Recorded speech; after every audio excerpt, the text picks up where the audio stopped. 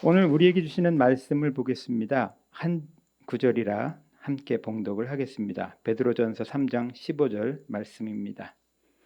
시작. 너희 마음에 그리스도를 주로 삼아 거룩하게 하고 너희 속에 있는 소망에 관한 이유를 묻는 자에게는 대답할 것을 항상 준비하되 온유와 두려움으로 하고. 아멘. 오늘 우리가 읽은 베드로전서는 사회 구성원의 대다수가 예수님을 믿지 않는 사회, 그리고 기독교에 호의적이지 않은 사회 속에서 살아가는 그리스도인에게 쓴 편지입니다. 그리스도인으로서 믿지 않는 세상 사람들 사이에서 살아가는 것이 마치 다른 나라에서 이방인과 나그네로 살아가는 것과 같이 낯설고 어려운 일인 것은 여기 계신 예소망교회 성도님들 모두가 공감하실 것입니다. 그래서 베드로전서 1장 1절에서는 베드로 사도는 이 편지를 읽게 될 독자들을 흩어진 나그네라고 표현하고 있는데요. 예수 그리스도의 사도 베드로는 본도, 갈라디아, 갑바도기아, 아시아와 비두니에 흩어진 나그네, 이렇게 흩어진 나그네라고 표현하고 있습니다. 이 흩어진 나그네라는 말은 이스라엘의 역사를 반영하고 있는 말입니다. 이스라엘은 나라를 잃고 포로기 이후에 유대 땅 바깥 곳곳에서 흩어져서 살았습니다. 이러한 유대인 디아스포라 공동체를 지칭하는 말이 바로 흩어진 나그네라는 말이었습니다. 이들은 다른 민족의 땅에 거주하지만 아브라함에게 주신 그 하나님의 약속을 붙잡고 그 민족의 정체성을 잊지 않고 늘 이스라엘의 회복을 기대하며 살아가는 자들이었습니다. 그러니까 흩어진 나그네라는 이 말은 비록 나라를 잃어서 힘들게 살아가고 있지만 이들에게는 결국 다시 모여야 할, 결국 다시 돌아가야 할 고향이 있다는 말이지요. 그리고 이 흩어진 나그네라는 말은 신약 시대에 와서 자연스럽게 교회를 지칭하는 말로 옮겨갔습니다.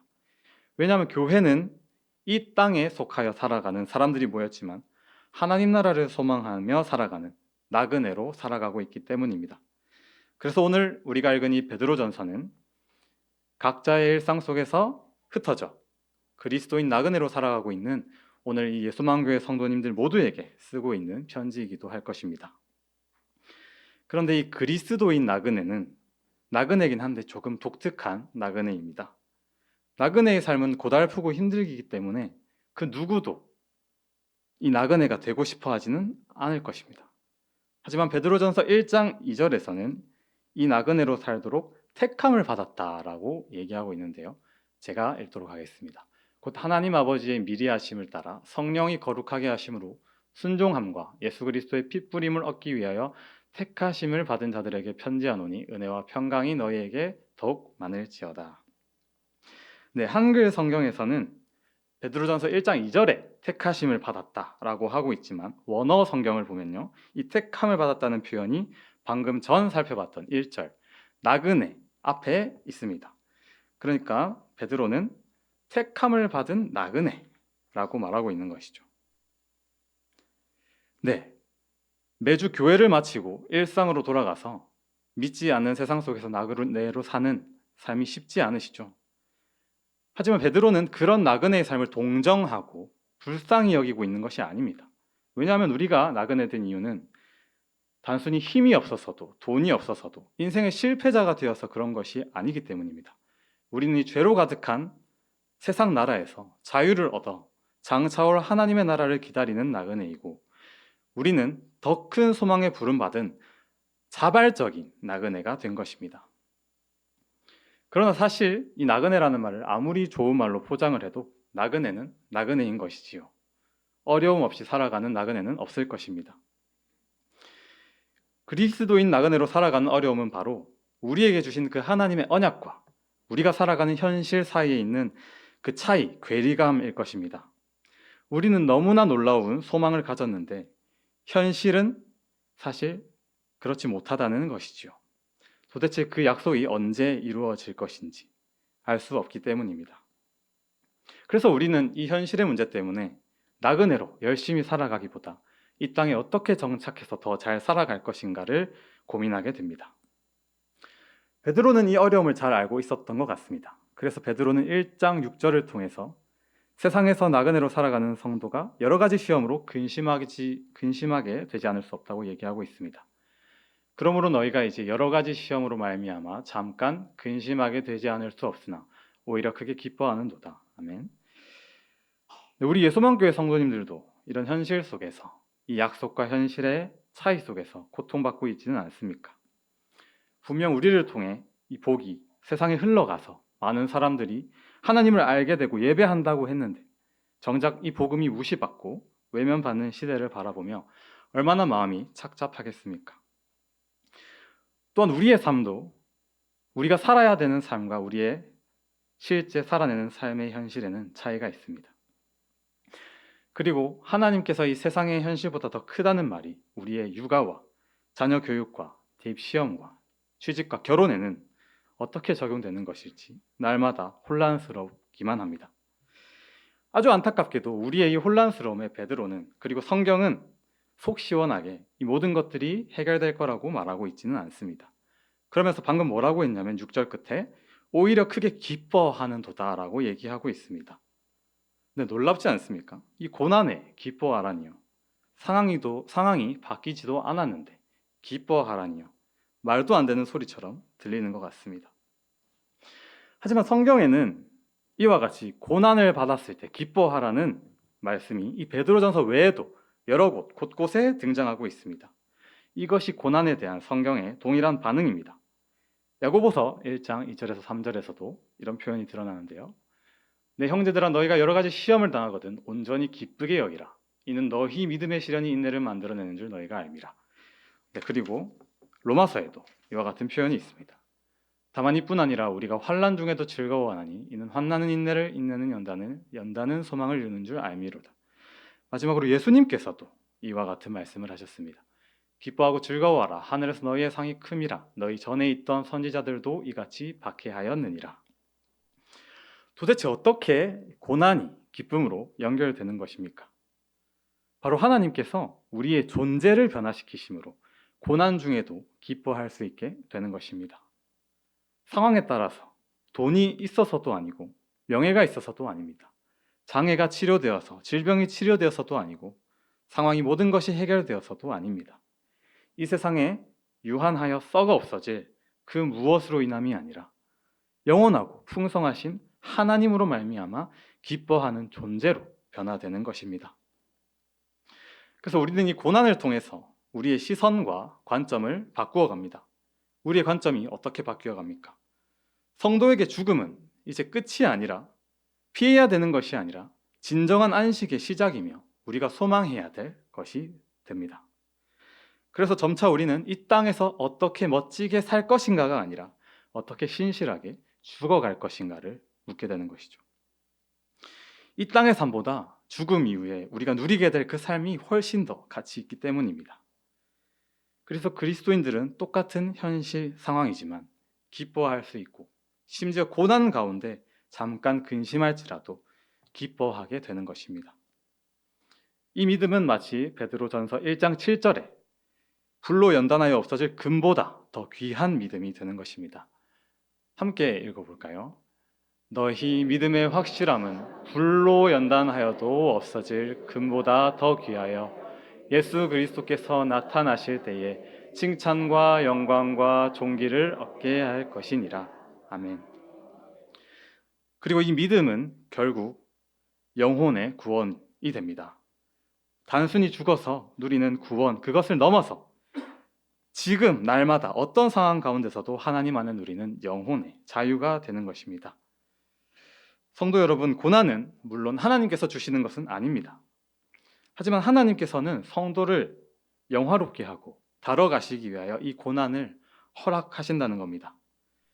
그러니 우리는 이 고난 가운데서 기뻐할 수 있는 은혜를 주시도록 날마다 나를 위해, 그리고 우리 성도님들, 우리 주변을 위하여 기도하기에 힘쓰는 예소망교회가 되어야겠습니다.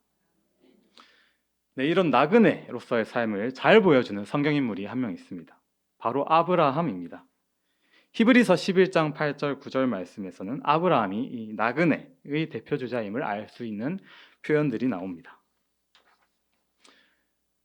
믿음으로 아브라함은 부르심을 받았을 때에 순종하여 장래의 유업으로 받을 땅에 나아갔을 때 갈 바를 알지 못하고 나아갔으며 믿음으로 그가 이방의 땅에 있는 것 같이 약속의 땅에 거류하여 동일한 약속을 유업으로 함께 받은 이삭 및 야곱과 더불어 장막에 거하였으니.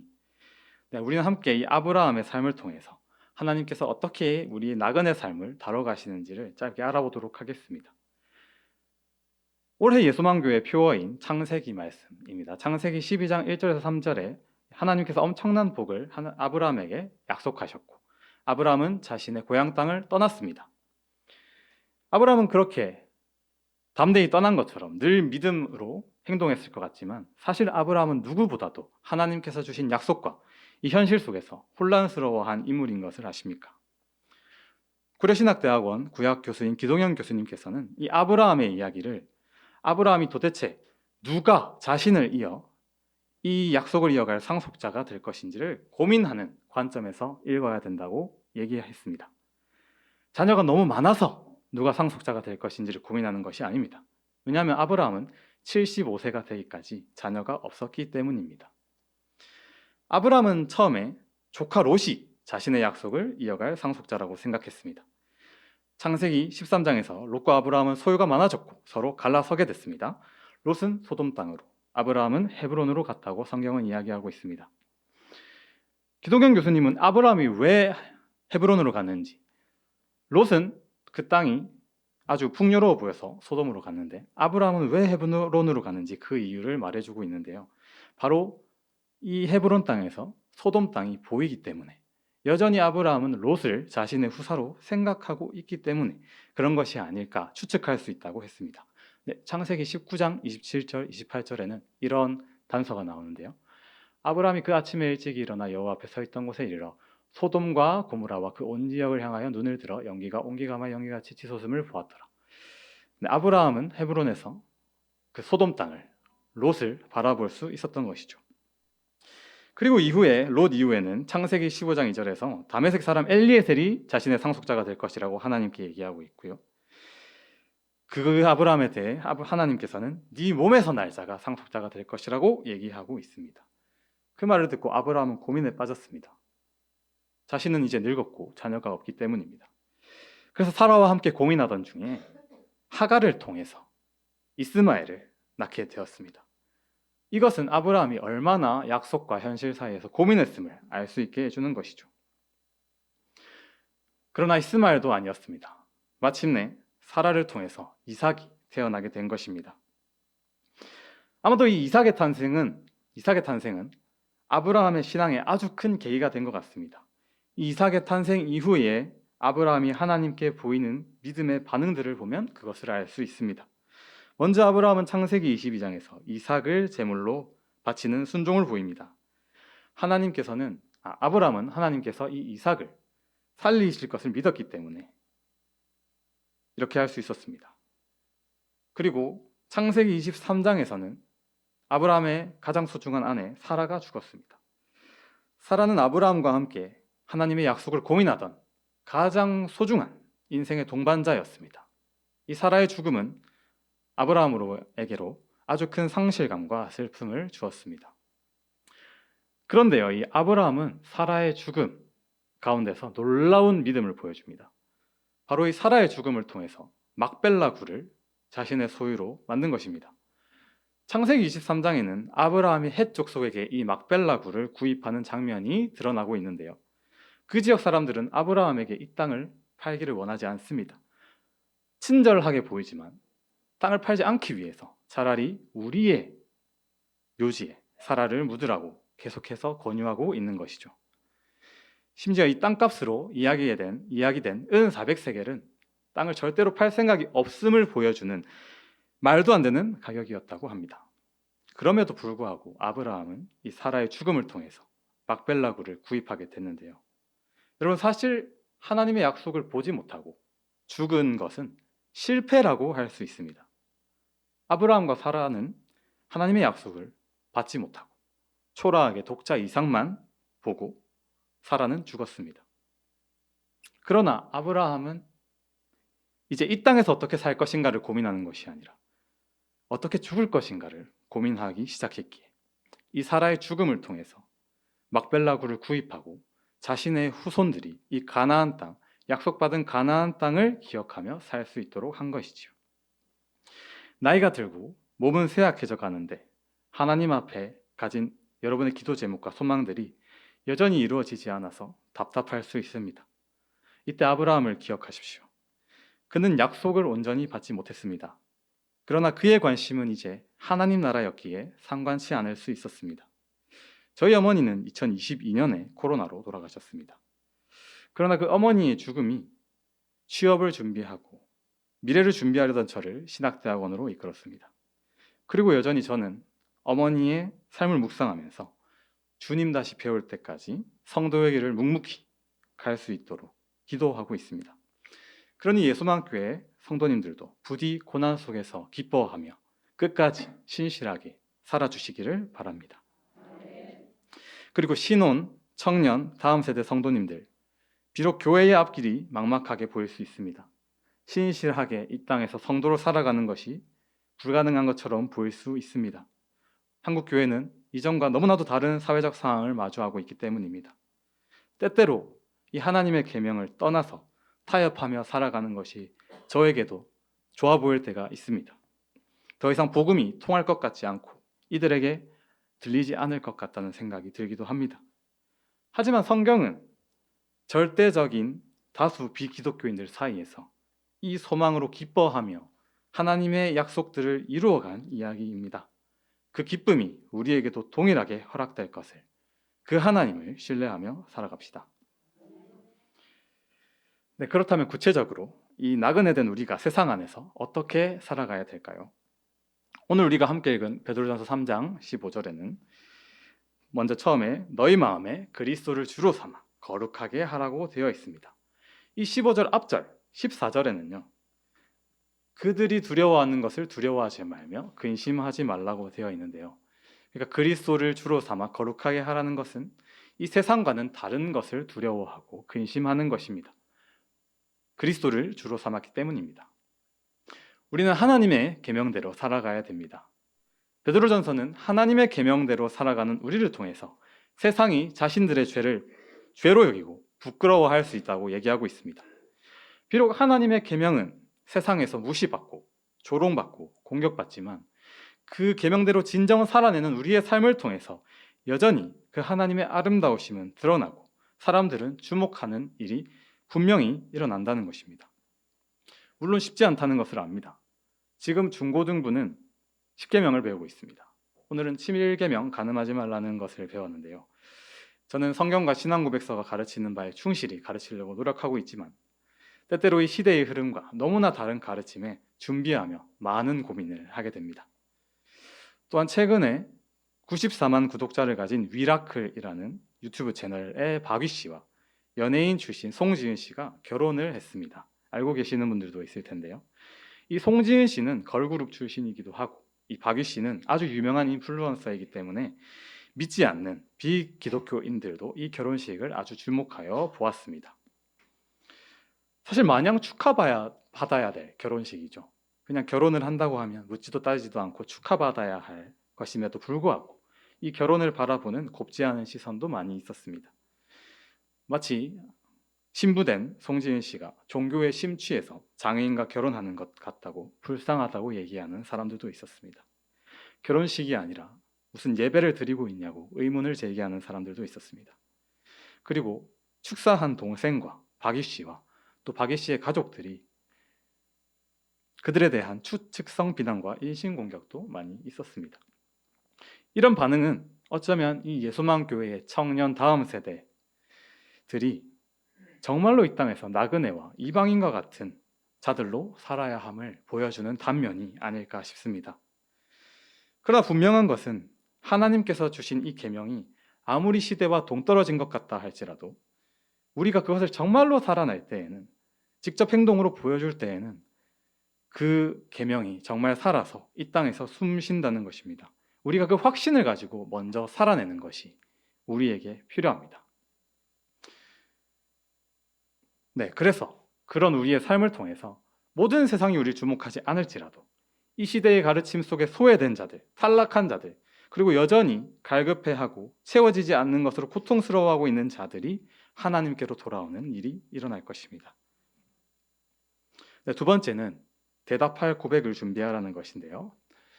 네, 너희 속에 있는 소망에 관한 이유를 묻는 자에게는 대답할 것을 항상 준비하라고 했습니다.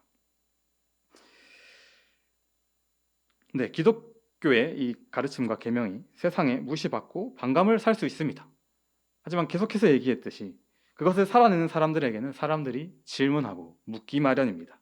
물론 그 질문이 때로는 공격적일 수도 있습니다. 비난과 냉소를 동반할 수도 있습니다.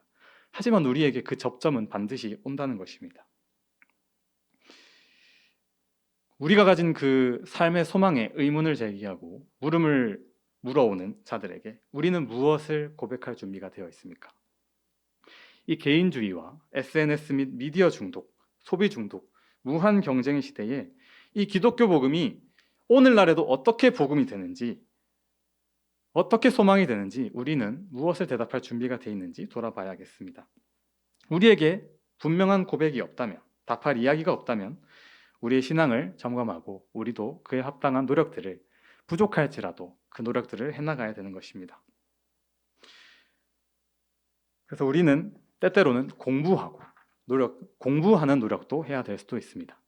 그래서 우리의 오해된 이 복음을 향한 우리의 노력으로, 우리의 변호와 설명으로, 우리의 행동뿐만 아니라 우리의 그러한 노력으로 세상 사람들이 더욱더 복음에 가까이 다가올 수 있는 것입니다.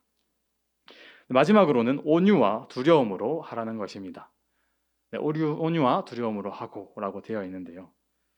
우리가 지금까지 알아본 나그네 된 그리스도인으로 살아가야 될 이 모든 노력들이 온유와 두려움으로 해야 되는 것입니다. 방어적인 태도가 아니라, 때로는 타인에 대한 공격적인 태도가 아니라 부드럽고 겸손한 태도로 해야 되는 것입니다.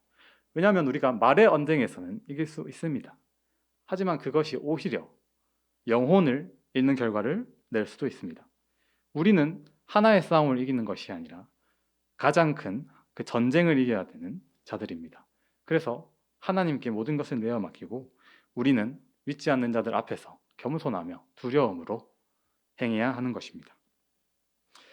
말씀을 맺겠습니다. 그리스도인 나그네로 살아가는 예수만교회 성도 여러분, 시대는 복음을 더욱더 낯설어하고 더욱더 무관심해합니다. 그리고 복음을 반대하고 비난하는 자들도 많이 있습니다. 이런 시대 속에서 성도로서 겪게 될 고난을 잠시나마 근심할 수 있겠지만 오히려 기뻐하는 자들이 되었으면 좋겠습니다.